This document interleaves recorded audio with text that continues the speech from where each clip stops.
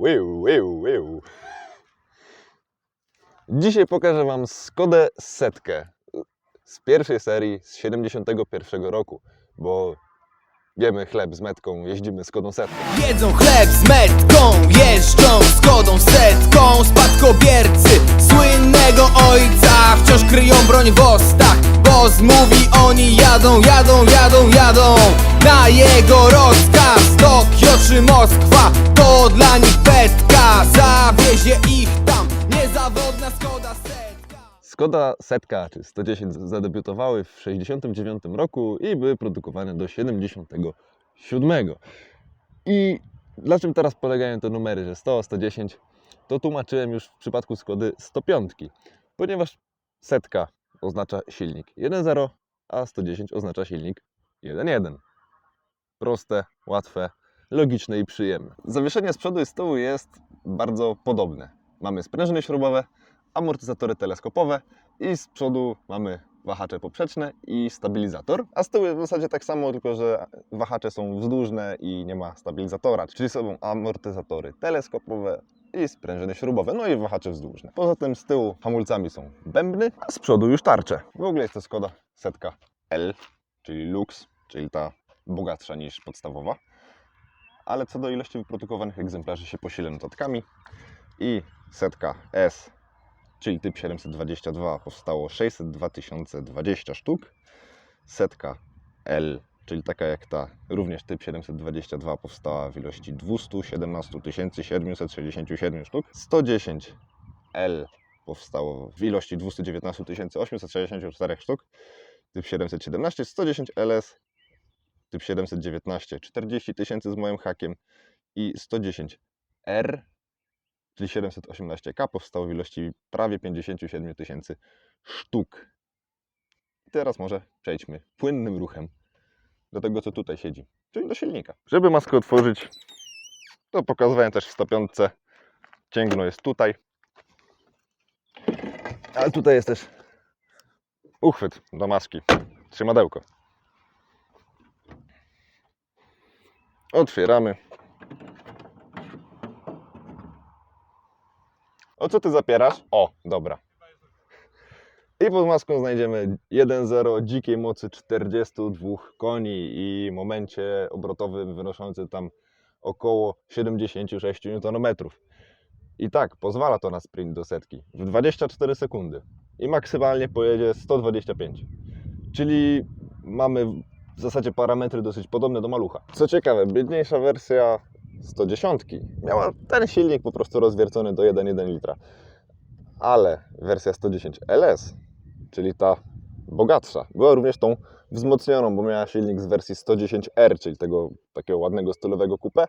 No i 110 miała 48 koni i tam 80 chyba 6 Nm, a 110R, czyli 110 LS również miała konie 52. Była to zauważalna różnica. Dało się zejść w tej najmocniejszej wersji do 18,5 sekundy do setki, prędkości maksymalnej 145, czyli to już takie warunki lat 90. można było osiągnąć.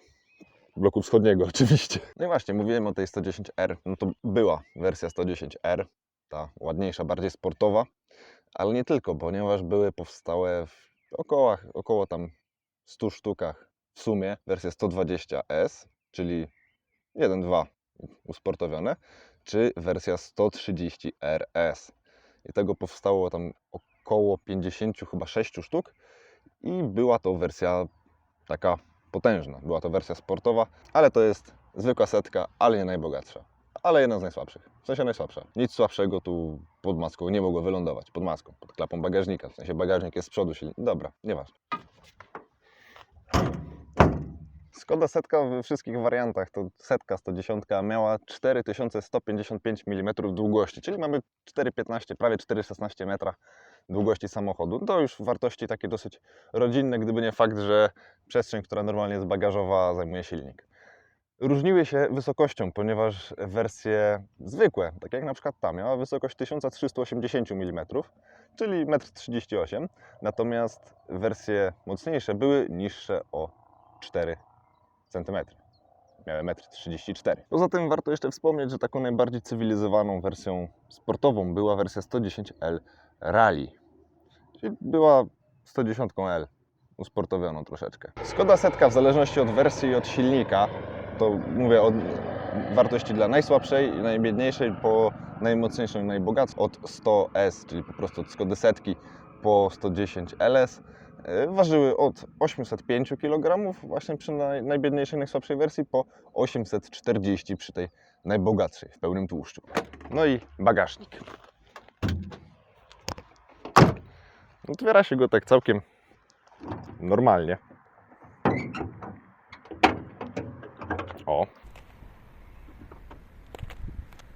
I to jest poziom otwartego bagażnika. I normalnie jest ścięgno pod kolumną kierownicy i otwiera się tym No i bagażnik zbyt duży nie jest.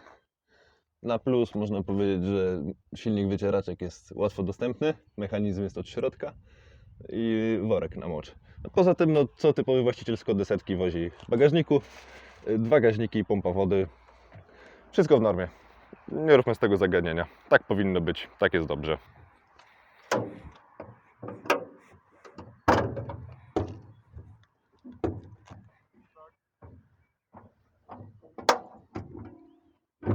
W ogóle tutaj jest bardzo fajnie ukryty klakson. W sensie jest tutaj.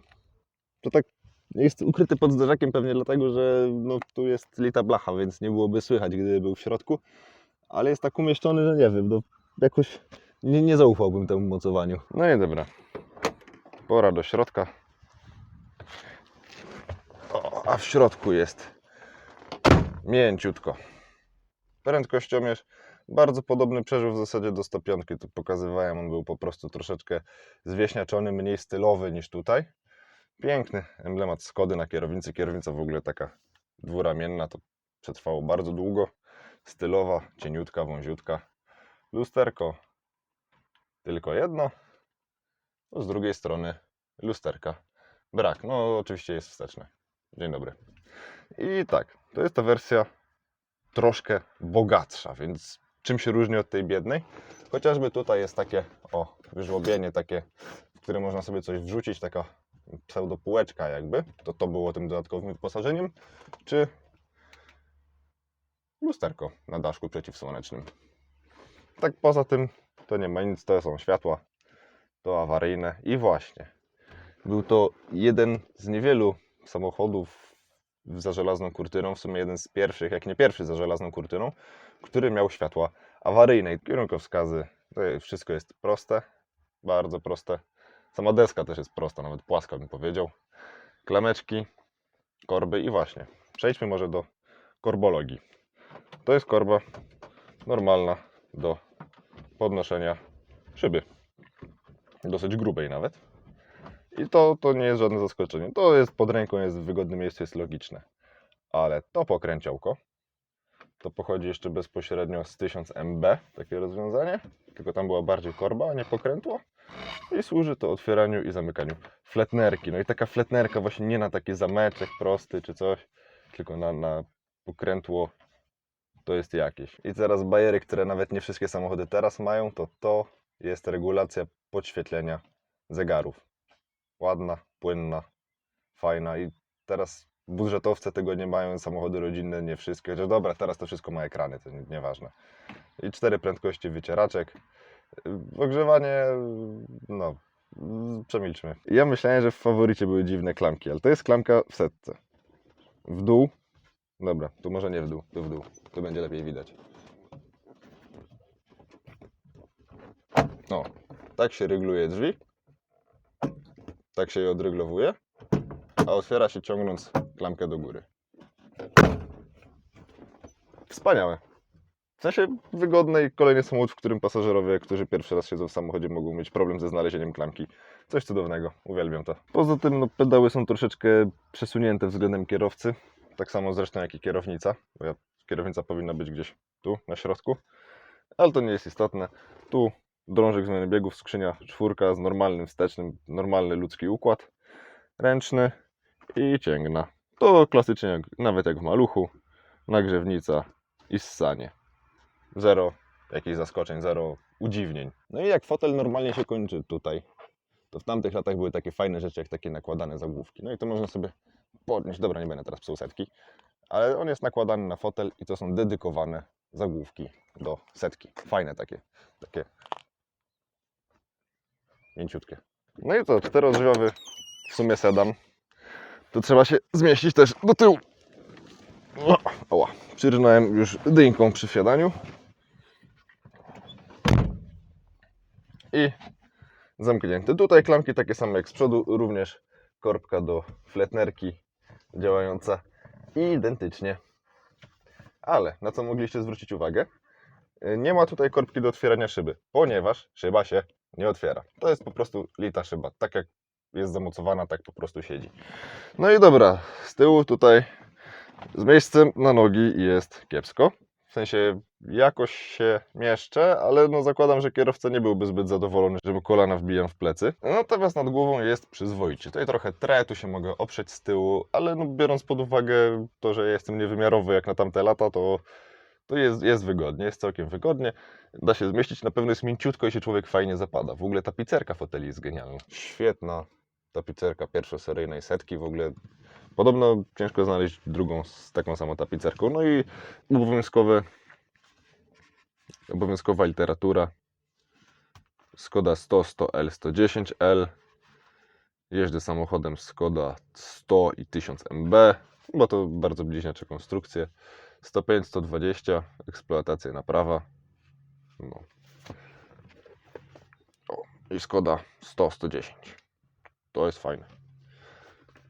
Podstawowa literatura, bardzo dobrze mieć tak samo jak zapasowe gaźniki w bagażniku. A tutaj ta kratka, ona nie odpowiada za nagrzewanie wnętrza, tylko to jest wentylacja bagażnika, bo tak, Skoda Setka ma bagażnik z przodu i bagażnik z tyłu, tu za kanapą. I żeby dostać się do bagażnika z tyłu, najpierw trzeba podnieść w ogóle siedzisko.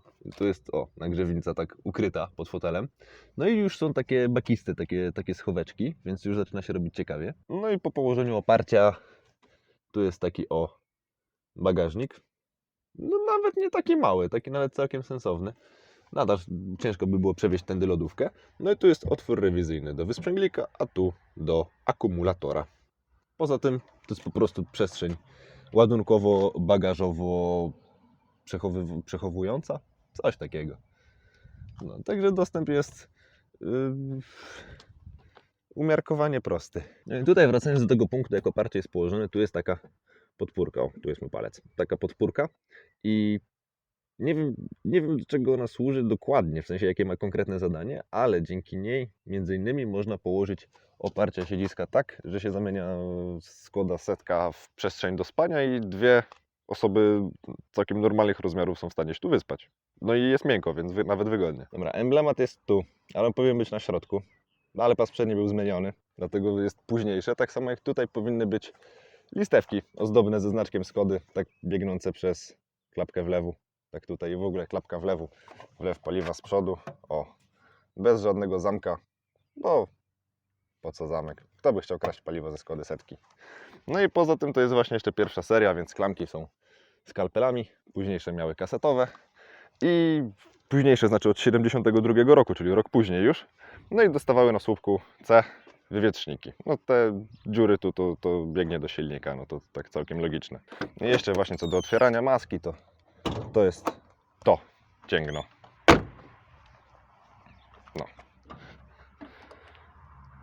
No i pod maską jest świetny dostęp do wszystkiego. No, pyk, pompa wody, pyk, napęd wentylatora, jeszcze ze znaczkiem Skody.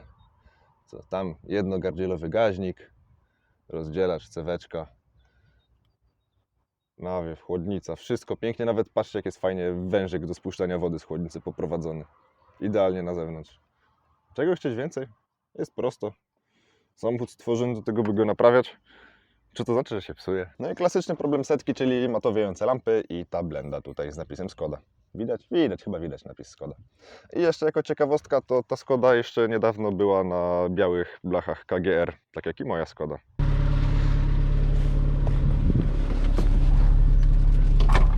Pas. Ja ci w tle być może będę pierdolić coś, jak coś mi nie będzie pasowało, więc to musisz to najwyżej Spoko. sobie wytniesz.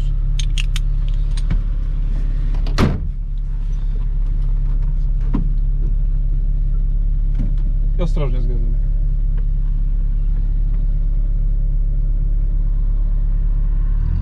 A on tu łapie dopiero. Tak. Jak Wolinka jest nie wyregulowana jeszcze. No dawaj.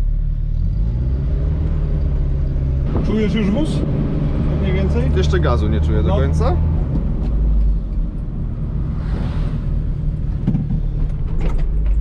Nic. No ale układ kierowniczy jest sporym zaskoczeniem. W sensie spodziewałem się trochę takiego koła starowego i zawracania Titanikiem w porcie w Ustce. A, nie. Tylko jest luz na kierownicy, ale na to nic nie poradzę. A tam taki luz to nie luz. Śmieszna jest ta gałka zmiany biegów, że ona jest taka malutka, ten Tak. sam drążek jest cieniutki, ale to chodzi dobrze. Tak, to bardzo fajnie chodzi. Ja jestem z tego jestem zadowolony. Kierunkowskazy nie odbijają i dobrze, masz kontrolę nad kierunkowskazem, a nie jakieś automaty, Ładnie. kurdur. Jak tak w ogóle można, że coś odbija i tak dalej. Mi się wydaje, czy ciśnienie oleju świeci? Nie, ono takie jest. Okej. Jakby ono się świeciło, to byś dopiero zobaczył. Dobra. Nie. Ale to też miałem te wątpliwości, ale już ten. Ono bardzo jest jakby ta jasna jest ta kontrolka. Po to, żeby jak ono już się pali, to żebyś dostał po oczach o palić. Do grobu. Już na pewno je przeoczył. Tak jest. A taki kolor, żebyś na pewno monitorował. Plus na pewno? Tak. Tak? A pójść sprzęgło? Odmień być. Jest puszczone. Dobra. Nie no.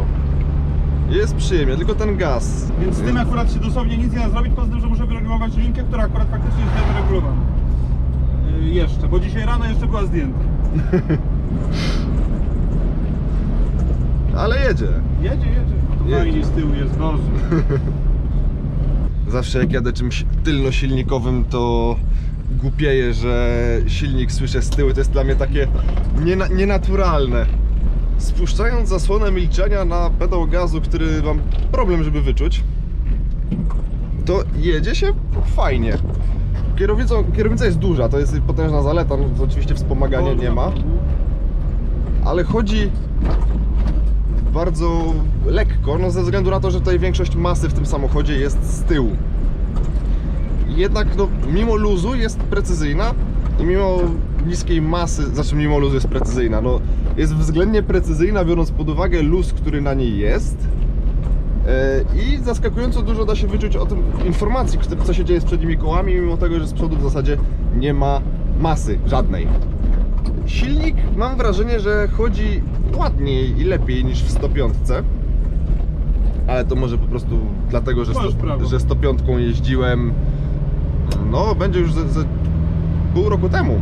Drążek zmiany biegów wchodzi naprawdę zaskakująco precyzyjnie i on jest taki śmieszny, cieniutki, malutki, a mimo to on fajnie wchodzi tak pewnie, tak nie mam wrażenia, że się zaraz złamie czy coś. W odróżnieniu od patyczków, od kierunkowskazów i świateł. Tutaj akurat mam wrażenie, że mogą się zaraz złamać. Jednak, no nie wiem, jak się łapie bliżej kolumny, to jest pewniej. Hamulce tradycyjnie bez serwa hamulcowego, ale jednak są łatwe do wyczucia. Sprzęgło również jest łatwe do wyczucia, no tylko właśnie problemem jest ten gaz. Czy chciałbym nim parkować gdzieś w jakimś ciasnym miejscu? Nie. Nie chciałbym z Skodą Setką parkować w ciasnym miejscu. Jednak, no, maskę widać całą. Klapy silnika względnie bagażnika nie widać całej, bo szyba jest troszeczkę wyżej i pod szybą jest blaszana listewka, która no troszeczkę zasłania klapę, jej nie widać. Jednak w lusterku bardzo dobrze ją widać i to nie będzie sprawiać problemu przy parkowaniu jakimś tyłem. Jednak no nie okłamujmy się, samochód po 50 no nie będzie samochodem na co dzień, tylko właśnie zabawką weekendową na imprezy i Setka sprawia takie wrażenie takiemu, który właśnie może przejechać spokojnie te kilkadziesiąt kilometrów na jakąś imprezę. Powoli, bo powoli, spokojnie, bo spokojnie, ale bez problemu dojedzie. Zresztą to jest samochód tak prosty konstrukcyjnie, że wystarczy mieć jakieś podstawowe narzędzia, parę newralgicznych części w bagażniku i można spokojnie sobie jechać. I cyk, dwójeczka. Znaczy ta jedynka jest zaskakująco krótka. W sensie spodziewałem się dłuższej jedynki w samochodzie, który no nie był w żaden sposób nawet koncepcyjnie uterenowiony. Jednak ta jedynka jest dosyć krótka. Mimo to pozostałe biegi są fajne, długie. No i jak to w samochodach przynajmniej demoludowych z tamtych lat, z lat 70., czy nawet niektóre 80. Trójka jest świetnie elastyczna. Czwórka sprawia wrażenie normalnego biegu, nie nadbiegu, więc też samochód ma siłę na niej przyspieszyć. Jednak no, z doborem nieodpowiedniego przełożenia to pedał gazu zamienia się w pedał tworzenia hałasu, a samochód jedzie cały czas tak samo lub gorzej przy złym przełożeniu. No i wyraźnie słychać, kiedy już samochód chce wyższy bieg, bo po prostu na tym nie będzie jechać. Ja jestem cały czas naprawdę w szoku, pod wrażeniem, no bardziej w szoku, bo to nie jest jakieś wybitnie pozytywne uczucie, że te zegary w naprawdę praktycznie niezmienionej formie były stosowane też w 105, gdzie 105 była taką śmieszną przejściówką moim zdaniem, no bo są zegary, które są w setce, gdzie setka jest po prostu większym liftingiem 1000 MB, a na przykład 105 ma też klamki, które później wylądowały w Favoricie. Ale jest to zaskakująco przyjemny samochód. Spodziewałem się takiego bardziej brutalnego, bardziej chamskiego samochodu, ale jest fajnie. Także dzisiaj by było na tyle. O, sobie ustawię koło Skody, zrobię ładne zdjęcie.